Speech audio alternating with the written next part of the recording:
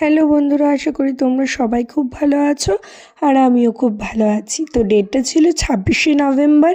আমার পার্টি মেকআপের জন্য বুকিং ছিল 3 জনের।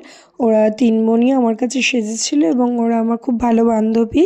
তো তোমরা দেখো, আমি চলে গেছি তাদের বাড়িতে সাজানোর জন্য। তো গিয়ে আমি সব সেট আপ করে লাইটের একটা ক্লিপ নিয়ে নিয়েছি ছোট্ট, এবং তারপরে আমি আমার জিনিসপত্র সব আস্তে আস্তে গুছিয়ে বের করে রাখলাম। মেশিনগুলো কি হয়ে আছে, কারণ আগের দিন আমার আরও একটি কাজ ছিল। তো দেখো চলে এসছে, এ হলো কঙ্কনা, আমার কলেজ ফ্রেন্ড ছিল ও। তো দেখো ওর লুকটা ছিল ঠিক এরকম। ওরা সকলেই মালবেরি শাড়ি পরেছিল।